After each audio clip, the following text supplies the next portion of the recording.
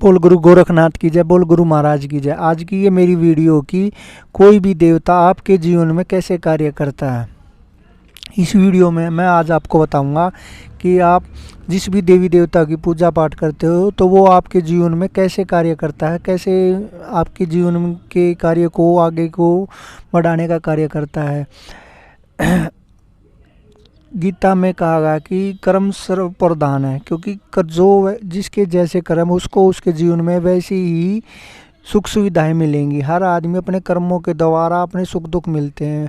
बहुत से आदमी कहते कि भगवान की इतनी पूजा पाठ कर ली फिर भी भगवान ने हमारे जीवन में कुछ नहीं किया। मैं 10 साल से पूजा पाठ कर रहा हूँ लेकिन फिर भी मेरे जीवन में उतने ही दुख हैं।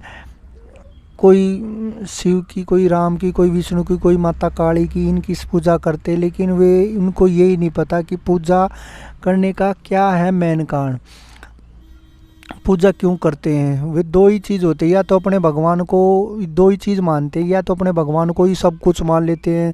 जो उनकी ज़िंदगी में जो कुछ हो रहा है वो भगवान की दया से हो रहा है, जितने दुख आ रहे हैं वो भगवान दे रहा है, भगवान ने सब कुछ उसी पर छोड़ देते हैं, उसी के द्वारा ही उनके जीवन में होता रहता है। एक एक तो वो बोलते कि भाई कोई चोट लगी या कुछ भी उसके जीवन में घटित होगा वो भगवान को ही बुरा बुला कहने लगता है। इसलिए गीता में कहा है कि कर्म प्रधान है, कर्म प्रधान है तो लोग, फिर अर्जुन ने कृष्ण जी से पूछा कि कर्म प्रधान है तो लोग तपस्या क्यों करते, क्यों आपको पाने की चेष्टा करते हैं। तो श्री कृष्ण जी, भगवान श्री कृष्ण जी ने बहुत बढ़िया इसका जवाब दिया गया। वो बताता है इसके दो ही कारण हैं। जो भगवान की पूजा पाठ करते हैं, जो सही व्यक्ति हैं, उनको पता होता है कि वे दो ही कारण होते हैं। पहला कारण है मेरी जो तपस्या करते हैं, जो भगवान अपने इष्ट तक पहुँचते हैं, सबसे पहला कारण है कि वे जीवन मरण से मोक्ष की प्राप्ति के लिए, पहला कारण है कि पूजा पाठ करते हुए कि मैं मोक्ष की प्राप्ति को भवसागर से पार हो जाऊं।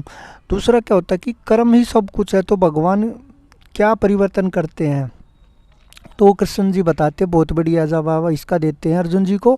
वे बोलते हैं जब आप मिर्च खाते हो तो मिर्च खाने के बाद आपका मन में बहुत ज़्यादा मिर्च लगती तो आप क्या करते हो, मीठा खाने के लिए भाजते हो। जो मिर्च लग गई तो आप गुड़ खाते हो, तो गुड़ क्या कार्य करता है, वो मिर्च के प्रभाव को कम कर देता है। ठीक उसी प्रकार से भगवान भी आपके जो जिंदगी में सुख दुख, जो दुख मुख्य तौर पर आए हैं उनको सहने की शक्ति देता है, लेकिन आपको उन चीज़ों का पता नहीं होता कि आपको उन दुखों को कैसे सहन करते हो। इसी प्रकार भगवान भी आपको जितने आपके ज़िंदगी में दुख आए हैं उनको सहने की आपको शक्ति देता है, उनके प्रभाव को कम करता है।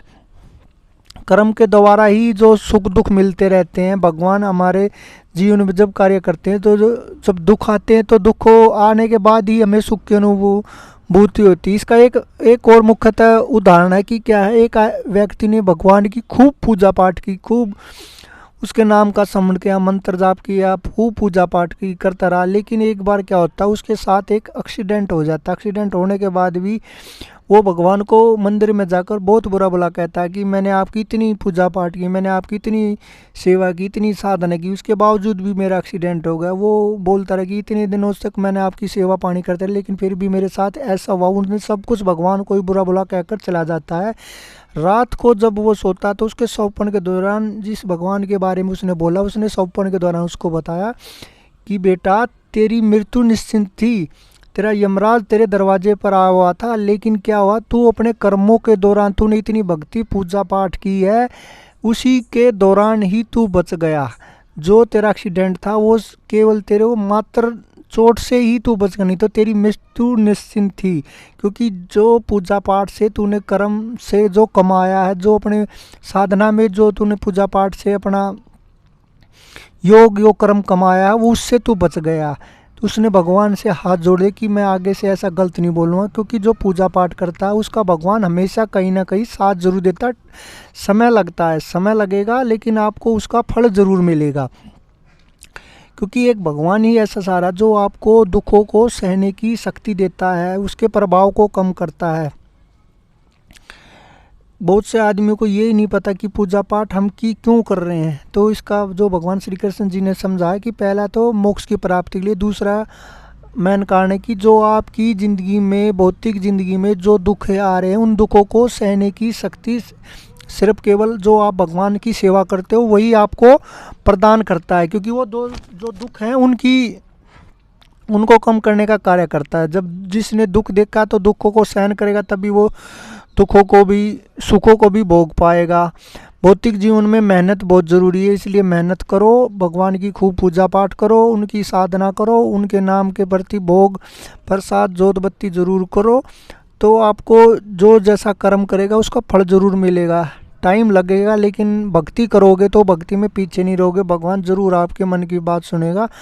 आशा करता हूँ मेरे द्वारा बताई गई जानकारी से आप संतुष्ट होंगे। अगर पहली बार मेरे चैनल से जुड़े तो मेरे चैनल को लाइक करना, शेयर करना, सब्सक्राइब करना, जो रेड कलर का बटन है उसको ज़रूर दबाना। इसमें आपका कोई पैसा नहीं लगता है। बोल गुरु गोरखनाथ की जय, बोल गुरु महाराज की जय।